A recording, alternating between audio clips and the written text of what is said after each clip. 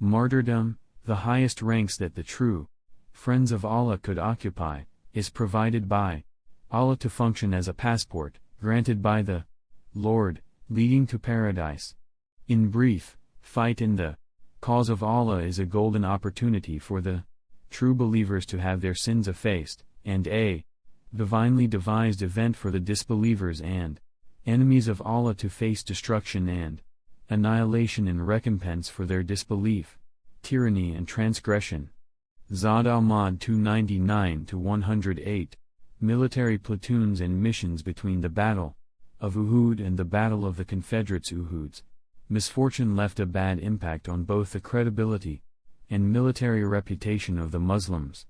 Their dignity and power in people's eyes were impaired. Troubles and dangers spread everywhere in and out of Medina.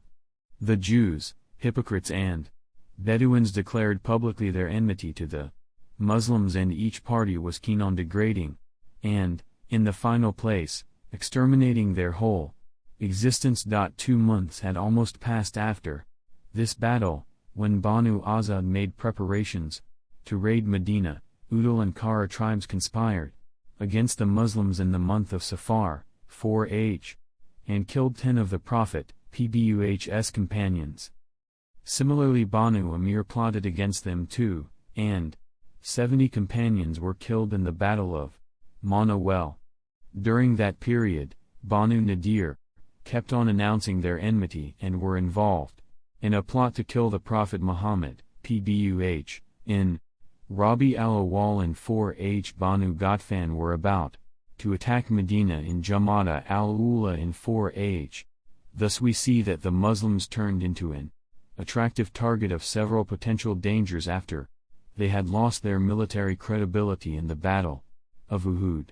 Muhammad, PBUH, most wisely managed to hold all those hostile currents at bay, and even redeem the lost dignity of the Muslims and gain them a new fresh glory and noble standing.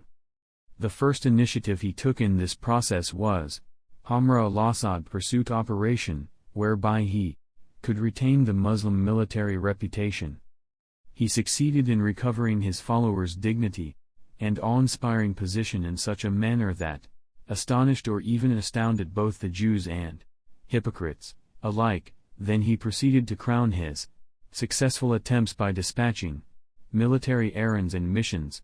Abi Salama mission, the first people to take up arms against the Muslims in the aftermath of Uhud reverse were Banu Azad bin Khuzaimah. The intelligence corps of Medina reported that Talha and Salama, sons of Khuwaylid, have mustered some volunteers to fight the Messenger of Allah, PBUH. The Prophet, PBUH, immediately dispatched a 150-man platoon of helpers and emigrants, headed by Abu Salama. The Muslim leader took Bani Azad bin Khuzaimah by surprise in their own homeland, neutralized their attempts, dispersed them and captured their cattle. On his return, Abu Salama had an inflammation of a previous wound he sustained in Uhud.